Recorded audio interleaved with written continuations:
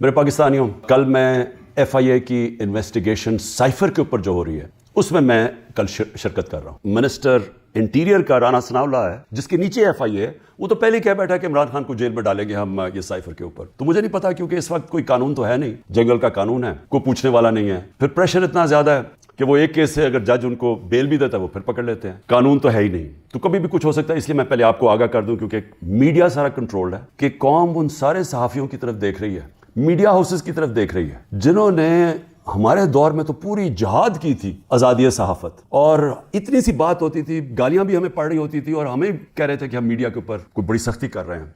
तो ज़रा मुआवजा करें, थोड़े देर कौम तो कर ही रही है कि आपकी ये वक्त तो गुजर जाएगा, लेकिन कौम ये याद रखेगी कि कौन से लोग खड़े हुए थे। वो इमरान रियाज को याद रखेगी ये सारी कौम, जिस तरह अरशद शरीफ थे। कौम इनको हमेशा याद रखेगी, अरशद शरीफ शहीद को। वो जो 4 जर्नलिस्ट मुल्क से बाहर चले गए, लेकिन उन्होंने कॉम्प्रोमाइज़ नहीं किया, राय हक से नहीं उतरे, वो जिनको यहाँ मारे पड़वाई गई। हम तो कौम उनको भी देख रही है और उनको सलाम कर रही है, और उनको भी देख रही है जिनके ज़मीर मर चुके हैं। तो मैं FIA का जरा आपको समझा दूं कि ये केस है क्या। ना तो अभी तक मुझे कोई क्वेश्चन मिला कि ये मेरे से क्या पूछना चाहते हैं, तो मेरी कोई तैयारी नहीं है। लिखा ये हुआ है कि जी अपने साथ डॉक्यूमेंट्स लेके आए। मुझे यही नहीं पता कि आपने पूछना क्या, तो डॉक्यूमेंट्स में क्या लेके आऊं, और फिर से मैं ये कह दूं कि आपके इंटीरियर मिनिस्टर तो फैसला कर बैठा है, वो तो जज जूरी एक्सिक्यूशन है कि जेल में डाल है उसको। तो आपके लिए इशू है क्या? साइफर, फिर से मैं आपको याद करा दूं, साइफर होता क्या है? पैगाम भेजा जाता है, पाकिस्तान के एम्बेसडर्स जो फॉरेन ऑफिस को पैगाम भेजते हैं, वो एक खुफिया कोड के मुताबिक भेजते हैं, उसको साइफर कहते हैं। तो वो जो साइफर होता है, वो वाकई उसको सीक्रेट रखना, उसको खुफिया रखना बहुत जरूरी है, क्योंकि एक दफा वो कोड दुनिया को पता चल जाए तो सारे जितने भी आपके एम्बेसडर्स खुफिया मैसेजेस भेज रहे होते हैं फॉरेन ऑफिस बाहर की दुनिया से, वो सारे पब्लिक हो जाएंगे, जिस तरह विकी लीक्स के अंदर पब्लिक हो गए थे। याद रखें, विकी लीक्स में अमेरिकन एम्बेसडर्स जो डॉक्यूमेंट्स भेजते थे, जो कम्युनिकेशन भेजते थे अपने स्टेट डिपार्टमेंट को, वो सारे पब्लिक हो गए थे, और उसमें कई इंकशाफ हुए, जिसमें देखने वाला जो पाकिस्तान के अंदर हमारे सियासतदान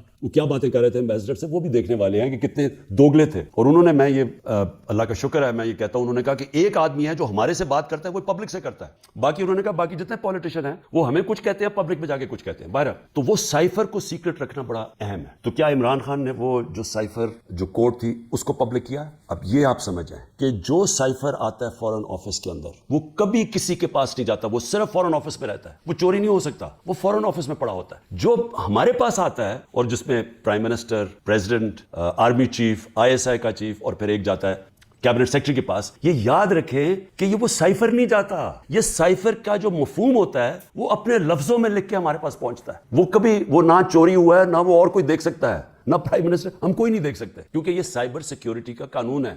तो पहले तो ये साइड पे कर दें कि साइफर का जो कोड था वो कभी भी पब्लिक नहीं हुआ, किसी ने नहीं वो देखा, बशमूल प्राइम मिनिस्टर के, हमने किसी ने नहीं वो देखा। हमारे पास वो आया कि वो साइफर के अंदर एम्बेसडर असद मजीद और डोनाल्ड लून ने क्या बातचीत की, वो हमारे पास आया। अब सबके लिए वो मैंने बड़े एहतियात से उसको, जब मेरे सामने आया तो बड़े हमने एहतियात की। क्या किया?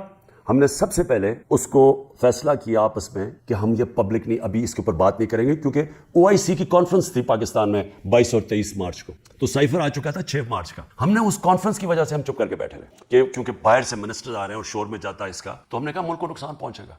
हालांकि जो साइफर के अंदर चीजें हैं वो मैं आपको बताऊं, उससे बड़ा नुकसान मुल्क को क्या पहुंचना था कि पूरी साजिश हुई गवर्नमेंट गिराने की, रिजीम चेंज की। 27 तारीख को मैंने जलसे में जो एक कॉपी लहराई, वो साइफर नहीं था, जो साइफर के अंदर पैगाम था, तो वो मैंने बताया, और मैंने तब भी मुताद रहा। मैंने ये नहीं बताया कि, मैंने कहा ये बड़ा सेंसिटिव है, मैंने लिख के बताया कि मैं सिर्फ कोई गलत बात ना कह दूं, क्योंकि इंटरनेशनल रिलेशंस है, हमारी दूसरे मुल्कों के साथ ताल्लुकात है, वो ना खराब हो जाए। उसके बाद मैंने कैबिनेट में रखा, कैबिनेट के सारे मेंबर्स को बताया गया कि ये साइफर आया है। मैं समझता हूं कि कितनी बड़ी मुल्क की तौहीन हुई कि एक बाहर का एक ऑफिशियल वो पाकिस्तान के एम्बेसडर को कह रहा है कि अपने प्राइम मिनिस्टर को अगर तुमने ना हटाया, वोट ऑफ नो कॉन्फिडेंस, जो फिर से मैं याद करा दूं कि अभी आई नहीं थी, तो पाकिस्तान के लिए मुश्किलात होंगी, और अगर उसको हटा दिया तो सब कुछ माफ हो जाएगा। ये था साइफर में। और जो एम्बेसडर थे, फिर से मैं आपको बता दूं, असद मजीद, उन्होंने लिखा उसमें अमेरिका के खिलाफ उनको प्रोटेस्ट करना चाहिए, डिमांड करना चाहिए कि ये कभी इस तरह की जुबान इस्तेमाल नहीं होती, ऐसी धमकी नहीं दी जाती। मैं पहले कैबिनेट में रखता हूं, 28 मार्च को नेशनल सिक्योरिटी काउंसिल में रखता हूं, और वो नेशनल सिक्योरिटी काउंसिल में سارے سروس چیف ہوتے ہیں. جنرل باجوہ تھے وہاں ایئر چیف تھے, ادھر نیوی کے چیف تھے, جوائنٹ چیف آف سٹاف تھے, ہمارے ساری کیبنٹ کے سینئر ممبرز تھے, فورن آفس کے سیکرٹری بیٹھے ہوئے تھے. اور اس میں کیا فیصلہ ہوتا ہے کہ ہمیں جس طرح امبیسڈر اسد مجید نے ریکمینڈ کیا, ہمیں ڈیمارش کرنا چاہیے, امریکہ کو پروٹیسٹ کرنا چاہیے کہ یہ آپ نے ہمارے اندرونی معاملات میں مداخلت کی. تو جب وہ اس میں آ گیا نیشنل سیکورٹی کاؤنسل میں ڈیمارش کر دی, تو جو اس کی جو سائفر کے اندر چیزیں لکھی ہوئی تو وہ تو پبلک ہو گئی. کیونکہ جب آپ نے پبلک ایک سٹیٹمنٹ دے دی کہ کہہ دیا کہ ہم نے اس کی کیا, تو وہ تو سیکرٹ تو نہ رہا وہ, کیونکہ ڈیمارش نے آپ نے کس پہ, تو یہ چیزیں سامنے آ گئی نیشنل سیکورٹی کاؤنسل میں اور کیبنٹ میں بھی ڈسکس ہو گئی.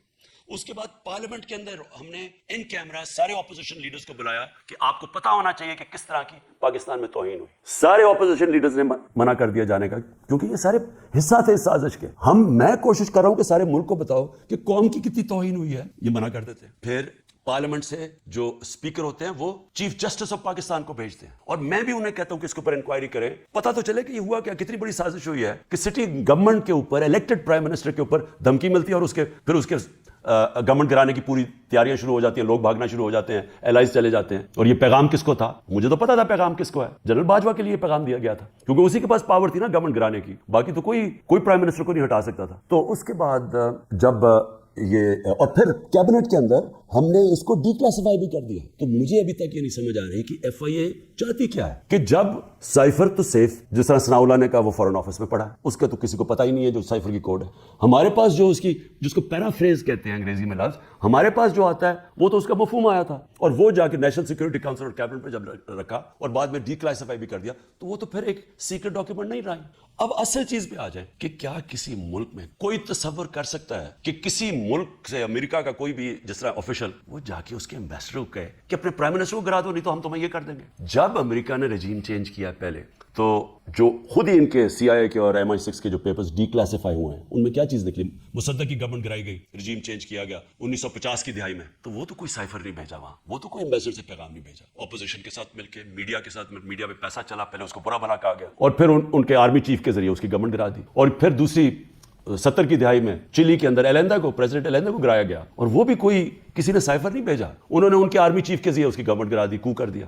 تو جب رجیم چینج ساؤتھ امریکہ میں بھی ہوتا ہے تو اس طرح تو پھر بھی نہیں ہوتا کہ پہلے وہ کوئی امبیسڈر سے دھمکی دی جائے. تو میں آخر میں یہ کہنا چاہتا ہوں اپنی قوم سے کہ دیکھیں, یہ کوششیں ساری ہو رہی ہیں کسی نہ کسی طرح عمران خان کو راستے سے ہٹانے, یہ پوری ہر چیز کے پتہ نہیں 180 کیسز ہیں, اور ایک اور وارنٹ بھی نکلا ہی ہے.